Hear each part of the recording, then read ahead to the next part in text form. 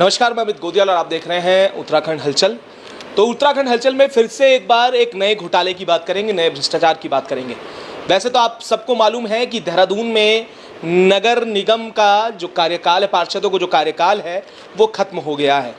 प्रशासक बैठ चुके हैं और उनकी जो तय सीमा थी उससे आगे उस सीमा को एक्सटेंड कर दिया गया है।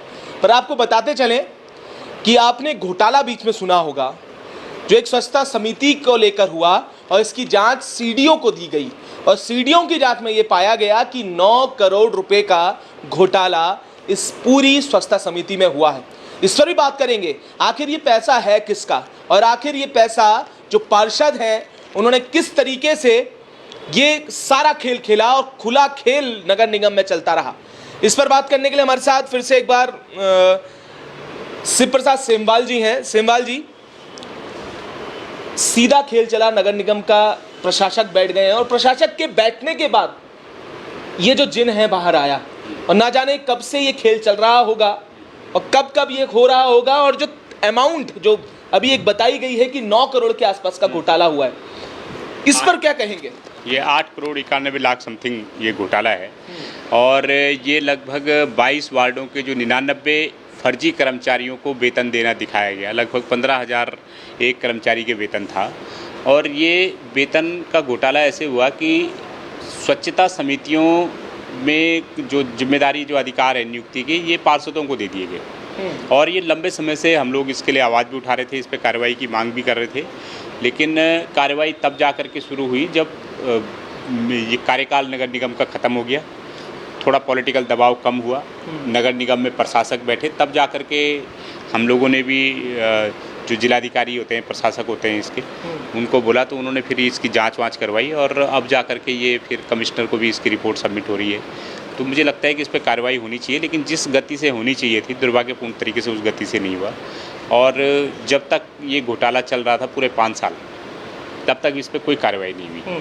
तो ये पूरी तरीके से इसमें पूरा नगर निगम शामिल है, नगर निगम के सुपरवाइज़र शामिल हैं कि जिनको पता था कि शिकायतें मिल रही थी बार बार, उसके बावजूद भी उन्होंने वेरिफिकेशन करना उचित नहीं समझा।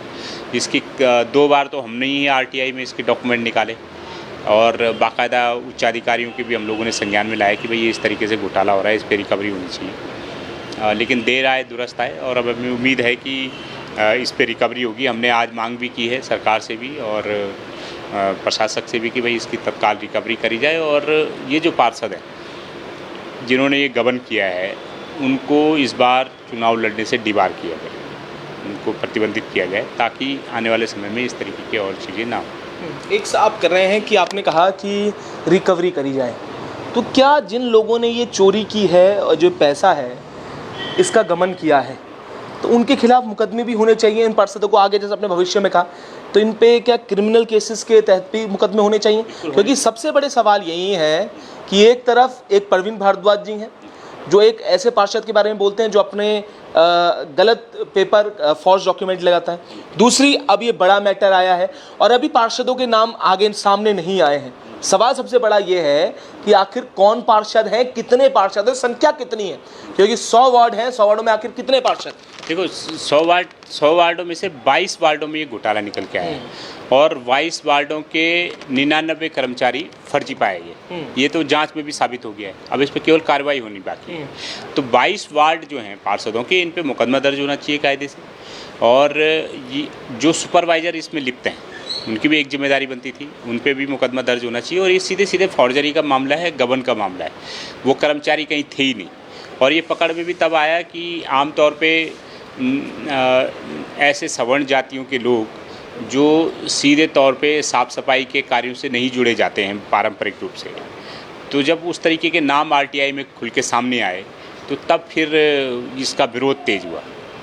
और लेकिन इसके बावजूद भी जो है लगातार हम लोग मांग करते रहे, कोई कार्रवाई नहीं हुई इसमें। और हम लोग अब यही चाहते हैं कि एक तो इन पर मुकदमा दर्ज हो, गबन का मुकदमा दर्ज होना चाहिए और एक आम आदमी करे जिसको कानून का ज्ञान नहीं है तो वो भी एक बार को सोचा जा सकता है। लेकिन जिन जनप्रतिनिधियों पे कानून का पालन कराने का, कानून बनाने की जिम्मेदारी है, कानून पालन कराने की जिम्मेदारी है और जिनको हर एक आदमी अपने प्रतिनिधि के तौर पे देखता है, जो समाज के आइकन है, अगर वही इस तरीके से काम करते हैं तो उनकी जिम्मेदारी ज़्यादा बनती है।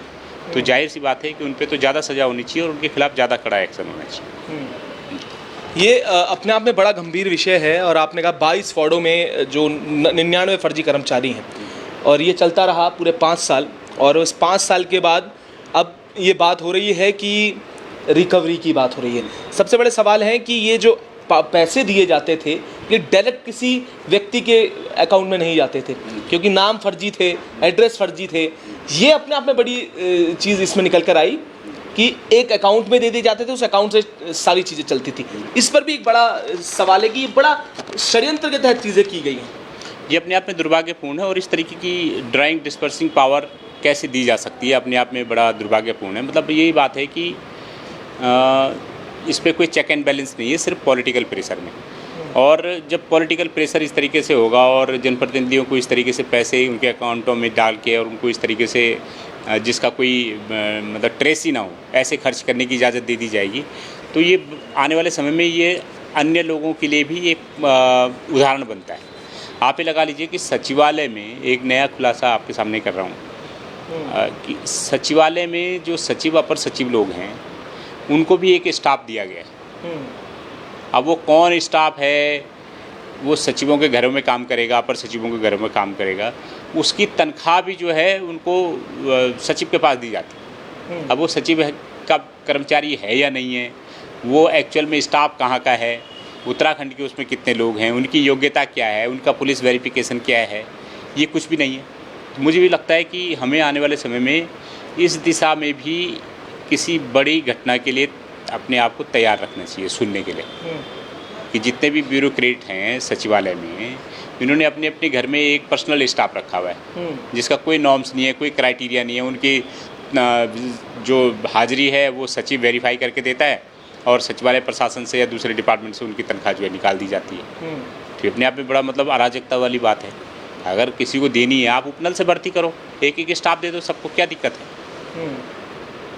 मतलब बड़ा मतलब मुझे लगता है कि ये अपने आप में बड़ा आश्चर्यजनक बात है कि भाई एक सचिव है, एक लोक सेवक है, एक अपर सचिव है और उसको आप उसकी मर्जी पे स्टाफ दे रहे हो कि वो जिसको मर्जी रख ले।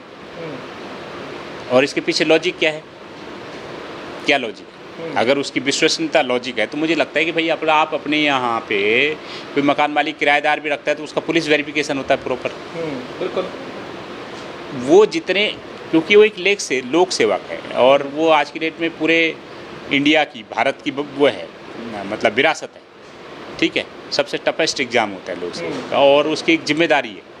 और अगर उसके यहाँ पे कोई ऐसा व्यक्ति है जिसका प्रॉपर पुलिस वेरिफिकेशन नहीं हो रखा हो, जिसकी कोई सत्यनिष्ठा नहीं है, तो मुझे लगता है कि आने वाले किसी दिन जो है बड़ी घटना घट सकती है।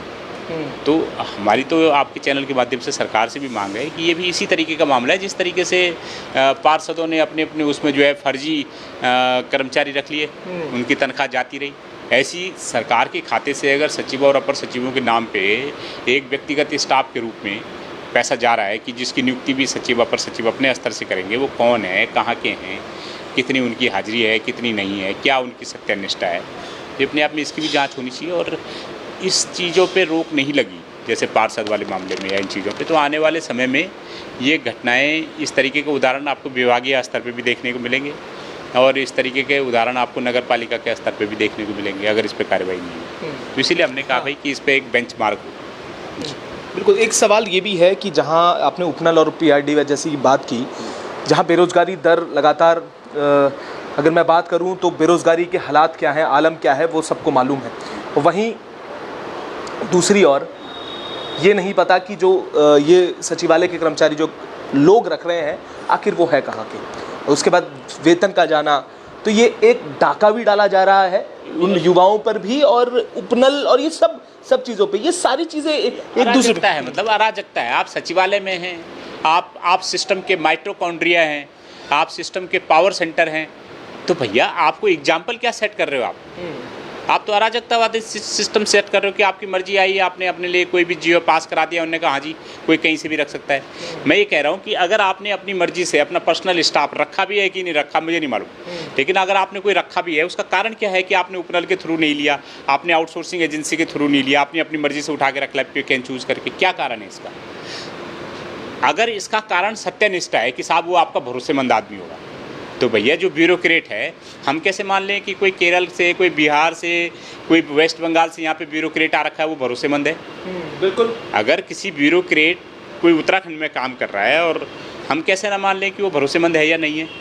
अगर उनको एक 4th क्लास स्टाफ का भरोसेमंद होने का पैमाना ये है कि वो उनका अपना जान पहचान का होना चाहिए, उनके अपने यहाँ का होना चाहिए, तो फिर उत्तराखंड को भी ये हक मिलना चाहिए कि उनका जो ब्यूरोक्रेट होगा वो यहीं का होना चाहिए, अपनी जान पहचान का होना चाहिए, वो यहीं कुमाऊं गढ़वाल का किसी का एक का होना चाहिए।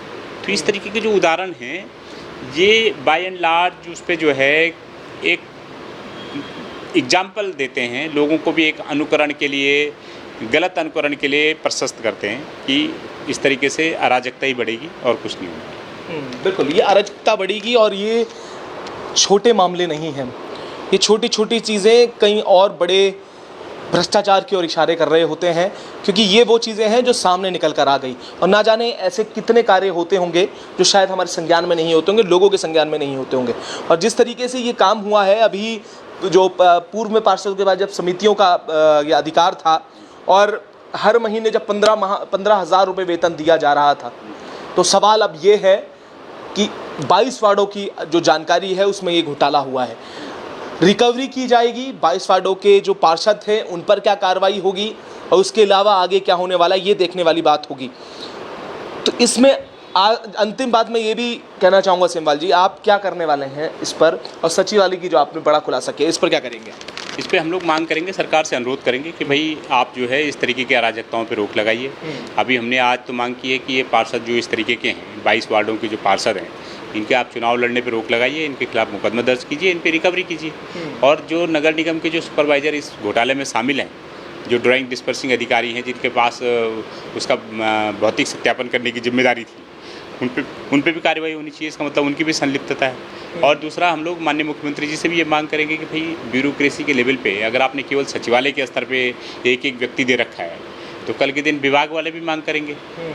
और वो व्यक्ति कौन है, उसकी आउटसोर्सिंग एजेंसी नहीं है, जिस तरीके उसका वो व्यक्ति की सत्यानिष्ठा क्या है, उसका पुलिस वेरिफिकेशन है या नहीं है। और अगर इस तरीके से रखे जाएंगे तो इससे अराजकता ही बढ़ेगी। अगर आप कोई उदाहरण सचिवों के लिए एक उदाहरण कर सकते हो तो आपको एक ही लाठी से सबको हाँकना पड़ेगा ना। कानून की नज़र तो सबके लिए समान ही है और सरकार को भी सबके लिए समान वो अपनाना चाहिए। भैया अगर कोई विभाग में कोई डायरेक्टर भी कल के दिन मांग करेगा तो आपको देना पड़ेगा। 24 आवर तो उसकी भी ड्यूटी है। तो इस तरीके से कर्मचारियों की भी बर्बादी होती है, राजस्व की भी बर्बादी है। ड्यूटी से जाने के बाद कोई भी व्यक्ति एक निजी अपने उसमें दायरे में जिसको मर्जी रखे, जिसको मर्जी लाए ले जाए, वो उसका अपना व्यक्तिगत खर्चा होना चाहिए। और अगर घरेलू कामों के लिए भी अगर कोई व्यक्ति अपने स्तर से इस तरीके से कर्मचारी उपलब्ध कराए जाएंगे तो हो सकता है कल के दिन इन कर्मचारियों की संख्या भी बढ़ेगी और उससे ना तो उत्तराखंड को फ़ायदा होगा ना राजस्व को फ़ायदा होगा। और मुझे लगता है ये कोई स्वस्थ उदाहरण नहीं है। बिल्कुल, तो ये भी देखना होगा, ये तमाम जो चीज़ें हैं, जो घोटाले हैं, ये लगातार हम इसके खुलासे कर रहे हैं। इसके बाद अन्य कई खुलासे होने हैं। हम भी लगातार इस पर नज़र बनाए हुए हैं कि आखिर जो ये 99 फर्जी कर्मचारी पाए गए थे, इन पर क्या कार्रवाई होगी और जो रिकवरी की बात कर रहे हैं वो हो भी पाएगी या फिर से ठंडे बस्ते में ये पूरी जांच चली जाएगी। लगातार इस पर अपडेट करते रहेंगे। तब तक ले जुड़े रहिएगा और देखते रहिएगा उत्तराखंड हलचल।